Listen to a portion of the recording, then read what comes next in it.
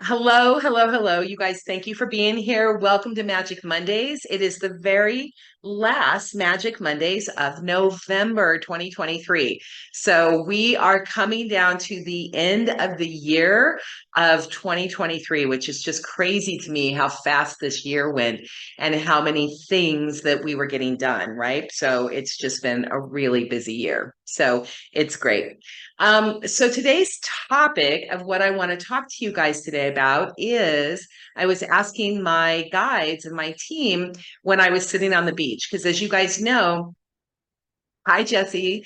As I was sitting on the beach, we went away for a little family get together before Thanksgiving, and we were in Rocky Point, Mexico. And I had the world's worst internet. Like it didn't work. It was out when we got there. You know, they said it was a holiday in Mexico, which was a Monday. Thanksgiving was the holiday. So it was just one of those things. So anyway, we did not have internet, and I had a feeling that was going to happen. I just intuitively knew, even though in the past we've had internet there. So I just went ahead and just made it so there was no Magic Mondays last week. So we took some really great family time, and we were just hanging out on the ocean, collecting shells and beach combing and just having a really wonderful time. Just my husband and my daughter and I. You know, my son's working now and he's out of the house, so he wasn't able to join us. So as I was sitting there, we'd get up in the morning, the sunsets were gorgeous, and I would get up and I would do my morning meditations. And one of the things in a morning meditation, I was just in a meditation and I was having that thing where I talked to my spirit team, right? I talked to my guides, I talked to my angels, and I was just having a conversation because I like to do that. I like to just get into that meditative state where we are just talking back and forth, and I'm asking questions and I'm getting responses back, and I'm asking questions and getting responses back. So one of the things I did is I said, what do you want to talk about, you know, at the very end of November after Thanksgiving for Magic Mondays coming up this week? And my team was great because the first thing that came zooming into my mind was ancestors, right? Ancestors. And I thought, that's interesting, ancestors.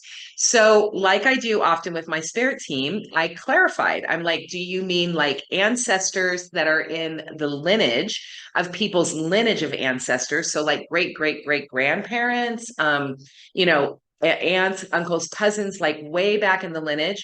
Or are you talking about like recent ancestors, as in, you know, transition loved ones, like in my case, my parents, right, who passed away 7 years ago?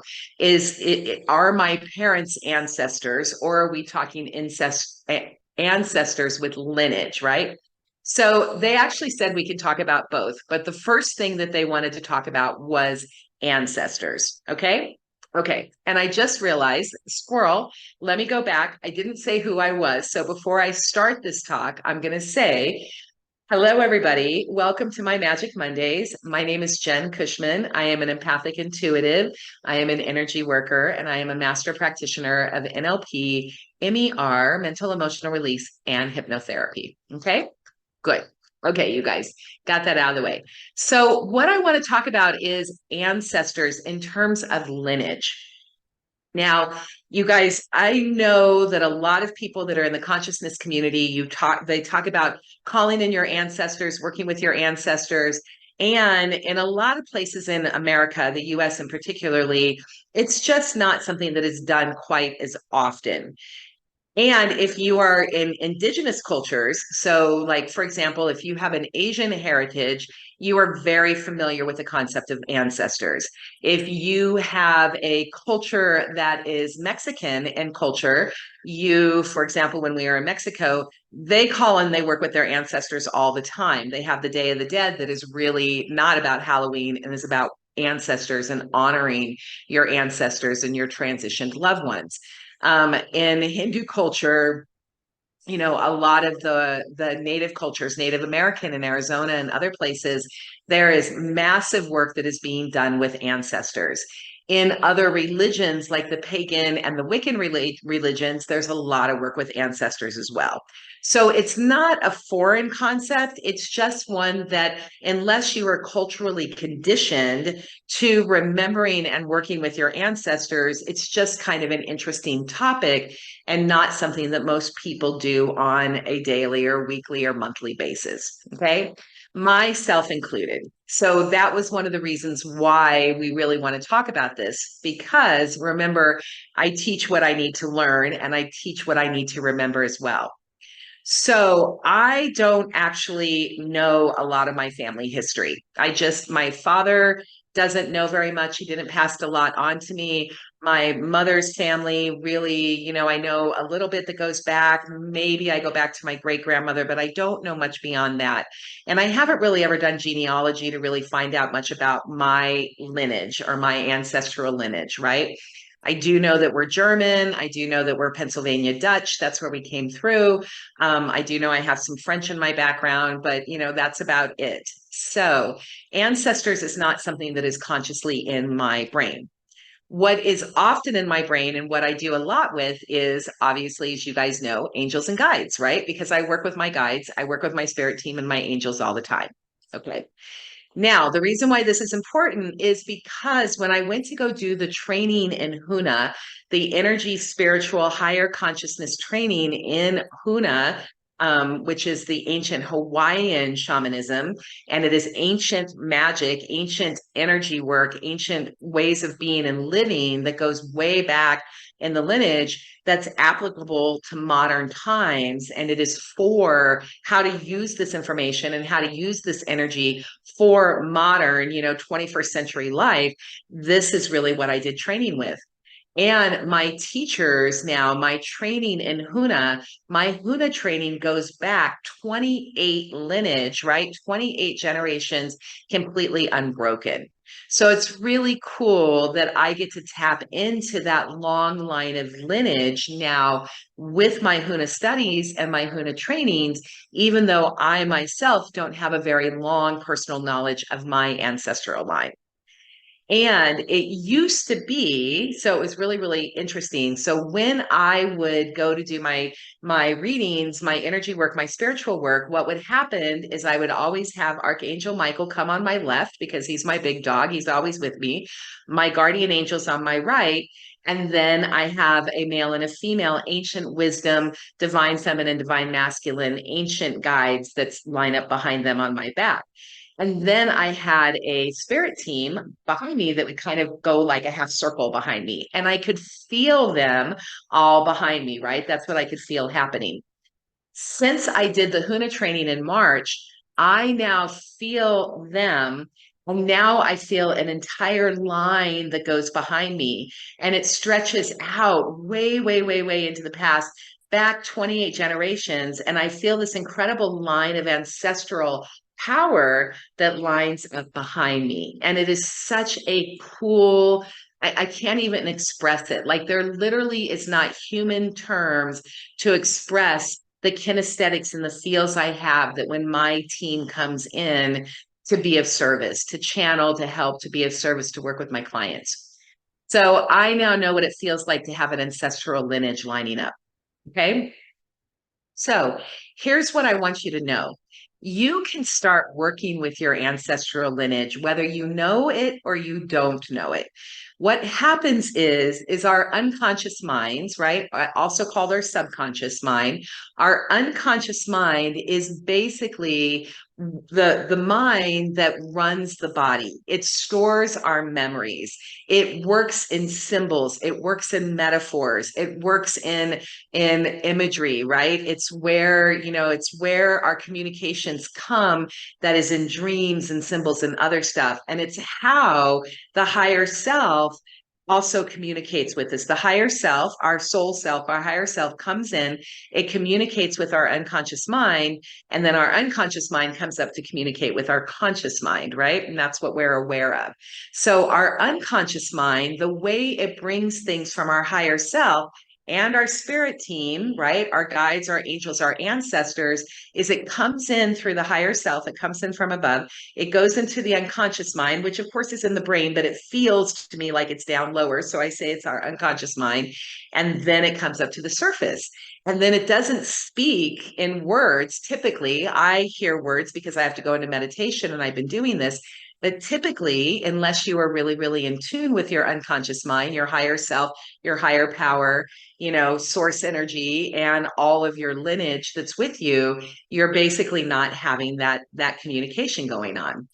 So the way the unconscious mind speaks to us is in symbols. And we've talked about it, right? We've talked about feathers. We've talked about intuition. We've talked about gut hits. We've talked about downloads. We've talked about repeating numbers, 1111. Last night, yesterday, I was looking at my Venmo account and I was checking it out. And in my Venmo account, there was $111.11.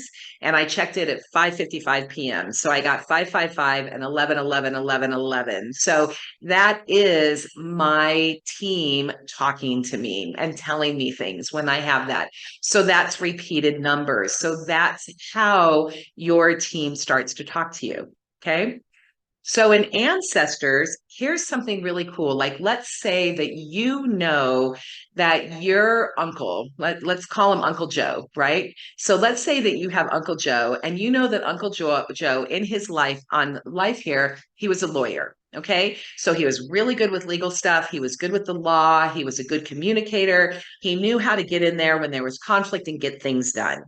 So let's say you just know that about Uncle Joe, but let's say you were little and you really didn't know Uncle Joe that well, but you learned about Uncle Joe from your family through your family of origin and your stories. Well, Uncle Joe is available to us, right? He absolutely is. So let's say something comes up in your life and you need some legal help or you need some very specific wording of something. You can actually, if you're aware of it and you know about it and you remember, right? Awareness and remembrance, you can actually just petition Uncle Joe and you could just be like, hey, Uncle Joe, Mom told me that you were a really, really great lawyer and you were really good. And I really need some clear inspiration right now because I need to find the wording for this email, or I need to find the wording to do this resolution, this resolution of this conflict. Could you give me some inspiration? And so you can petition him, right? You can actually petition Uncle Joe and then see what happens. So that's one way to work with him. Now, here's something really interesting. So, let's say that you also know that Uncle Joe was married to Aunt Bertha, right? So let's just say Bertha, right? Now, let's say that you know that Uncle Joe was a great attorney. You knew Aunt Bertha made the best pumpkin pies at Thanksgiving, no matter what. You know, Obviously, if you're getting ready to cook for Thanksgiving, you're going to want to petition Aunt Bertha to be able to help you make some great pumpkin pies and help you just be inspired when you're cooking and you're doing your creativity. It doesn't make any sense to go to Uncle Joe for a pie or go to Aunt Bertha for legal stuff. Okay. So I know that's really simple and it seems really silly, but it's really, really important because, again, it's remembrance. And also, it's like having the best tool for the job. You need to have the best ancestor for the job that you're going to do. Okay. Good. Okay. Now let's say you want to work with your lineage. Like, let's say I want to tap into this Huna, this ancient Hawaiian lineage that I have. And I have to tell you, since going to Huna and feeling the call, I now know that I actually have past lives where I was Hawaiian. I actually have past lives. I believe that was what was shown to me when I was there at Hona now, is I had past lives in Atlantis, and Atlantis was actually the Isle of Hu, which is where Atlantis was supposedly have been, right around in that Hawaii region. So it's kind of interesting, the connections there. So in a past life and other things, I have ancestral lineage with Hawaii. And so now, because I started doing the studies, I can feel the ancestral lineage. Now, it's a past life, right? I don't know. I don't have an Aunt Joe. I don't have an Uncle Bertha. I don't know. I really don't even know Hawaii that well, and I'm learning how to study it right now. So what I do is I simply call in the ancestors of the Hawaiian lineage of which I am being trained in. And then I just ask for them to come in to be supportive of the work that I'm doing, supportive with my clients, and I have them line up behind me. And that's the way I petition my ancestors. Okay. Okay. I don't know if anybody has any questions on that, but that's what I wanted to talk about, ancestors. Okay. Now, here's one other thing I want to tell you about ancestors before I go into transition loved ones. So you can also petition your ancestors, even if you have knowledge of them or don't have knowledge of them in terms of family stories. You can actually petition your ancestors to go into your Akashic records and your Akashic records, your Akashic records, Akashic records, and you can petition your ancestors to go in and look at your Akashic records, which is basically your book of life or the book of knowledge. So the Akashic records is basically everything, every thought that's been written, every experience that humankind has have, and it's basically on the other side, it's in the Hall of Records. And so we all have books of life, right? And in the Akashic record, there's scrolls, there's books, there's other things that is as wisdom. Now, when we are here in our physical form, we don't have direct access during our waking moment time to our Akashic records, right? A lot of times, in order to get that access, and we want to travel to see what's going on, that's astral travel, that's dream travel, that's, during meditation time, those are altered states of consciousness. It's when you get out of the beta, get into the alpha and the theta is when you can actually start making time to go check out the Akashic records. Okay. So one of the things that's really helpful working with your ancestors is you can actually petition Uncle Joe, Aunt Bertha, Aunt Eileen, whoever, right? Or just an unknown, ancestor in your lineage. And you can ask them, hey, I'm having a little bit of a challenge here right now, and I could actually use a little bit of help. Would you be willing? Can you please go into my Akashic records, there, and can you check out what's in there right now? And can you give me some inspiration on how to deal with this challenge? Okay. So it's pretty cool. And then here's the really interesting stuff, because this is based in belief, right? So, like anything religion, like anything when you talk about spirit or spirituality or anything else, these are belief systems, right? They are theories, they're belief systems. There's information that has been passed down in the higher consciousness community, books that were written about it. Sylvia Browne wrote books about it. She was amazing. There's been information that has been shared and passed down about the Akashic records. Now, the interesting thing is if you go back in history and you look back in history, every religion in the world, every single one of them references Akashic records in some form. India called it Akasha. Carl Jung said he went back there and he did it in the subconscious mind. He calls it the collective consciousness and the Akashic records. There's other people, it's like the tablets in Christianity with Moses and the tablets and, those kind of records and the scrolls. This is a belief that has been going on for mankind from the very, very beginning. So if you're going to believe it, if you're interested in this and you have a belief system about it, after you petition your ancestors for help and guidance, ask for signs, ask for very clear signs, ask for inspiration to come in so your problem is solved, ask for, more than just a repeating number, right? Ask for a billboard. I love Colette Barrett Reed, and Colette Barrett Reed says, I don't ask my guides for little subtle messages. I ask for billboards. And when I heard Colette Barrett Reed say that, I was like, that is cool. If she can ask for billboards, I can ask for billboards, right? NLP, neuro linguistic programming, modeling. If she's doing it and getting success, I can do it and get success as well, right? That's a tenement, a fundamental NLP rule. So ask for billboards. So ask for help from your ancestors and ask for a billboard for a sign to help you to come in and be part of your life and just help you with your challenges. Here's the thing, guys. Honestly, human beings, we love to be helpful. We actually really do. It is a human trait within us that we love to be helpful to other people. And when we pass on, when we transition out of this physical body and into this life, and we transition into the other side, the non-physical, we still want to be helpful. And we still want to help the people that we love. So, so it's like you are not interfering with their eternity by asking for help. There really is no time or space on the other side. There is just the present. So they're living in the present at all the time. So you're not interfering. You're not being a burden. You're not asking them to like stop drinking their margarita, to help you, right? They're living, right? They're just living in a non-physical form on the other side, and they love us and they want to help us. Okay. Okay. Let me ask. Okay. The last thing I want to talk to you about, and then I'm going to get to the card pulls right now, is I want to talk about your transitioned loved ones.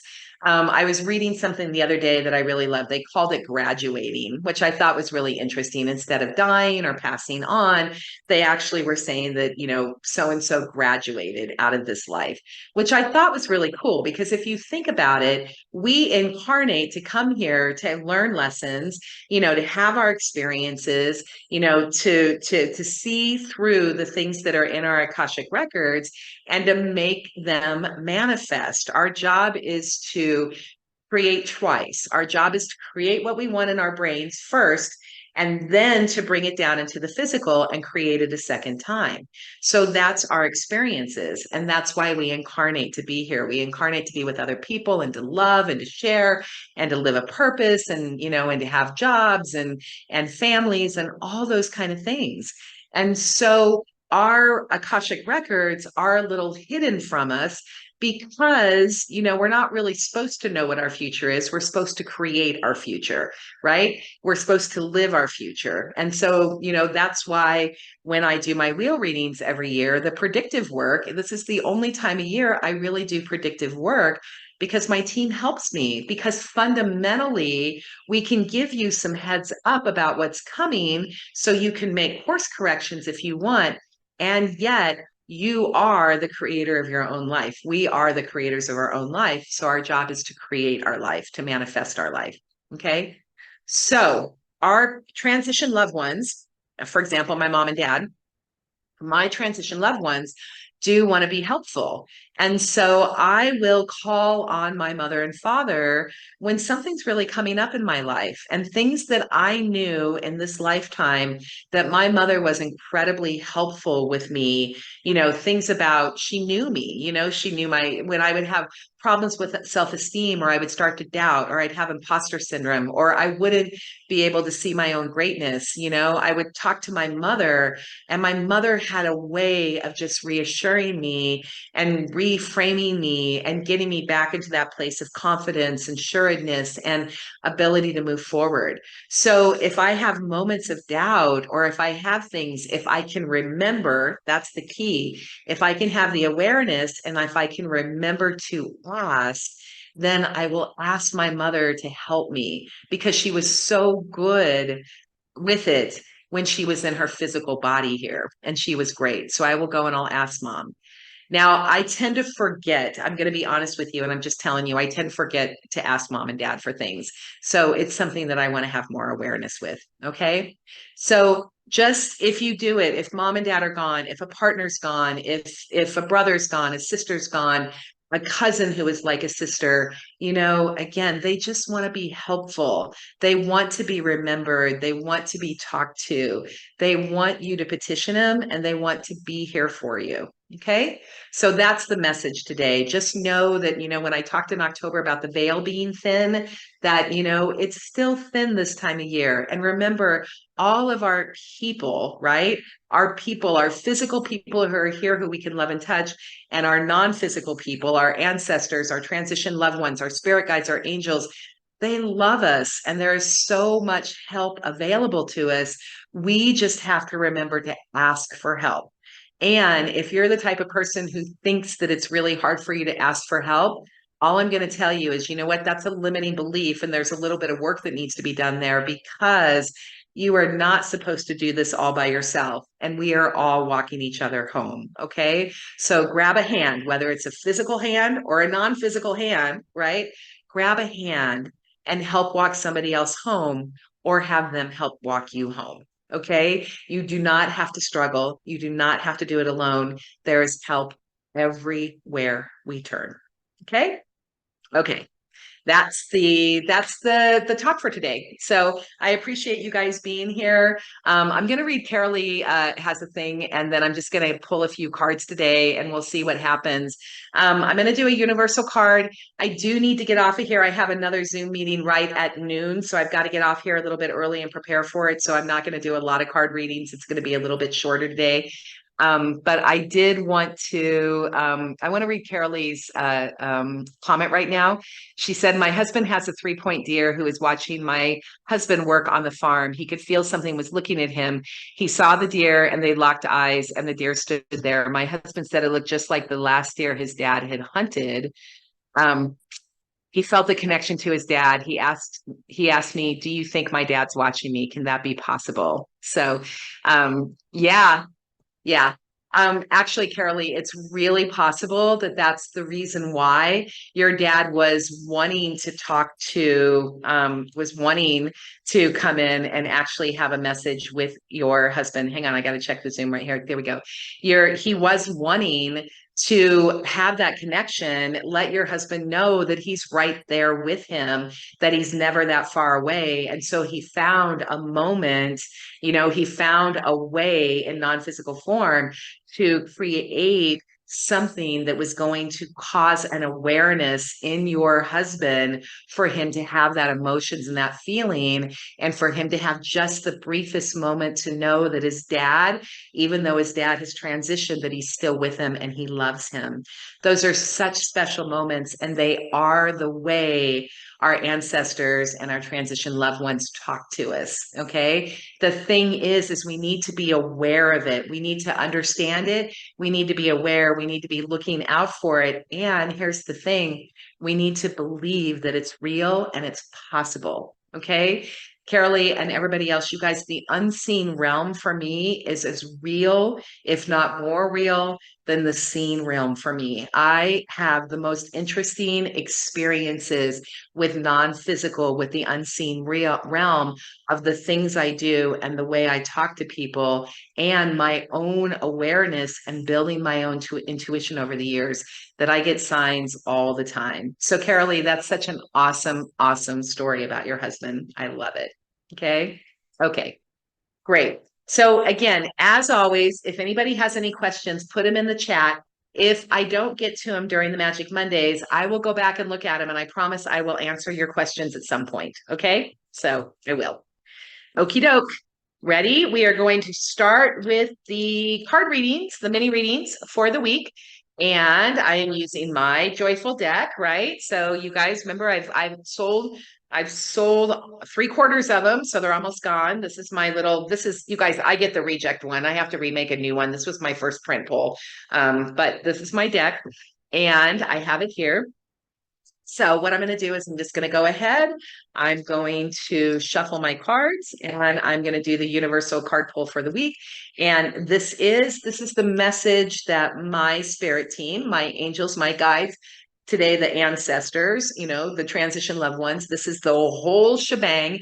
Anybody and everybody who wants to be helpful today and come in and be of service to light is allowed to come in and help with this card reading today. Okay, so let's see what spirit wants us to know.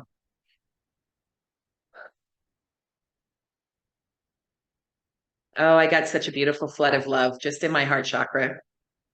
I love that feeling. We get this one a lot, you guys. It's a perfect card, right? How perfect is this for what's happening today?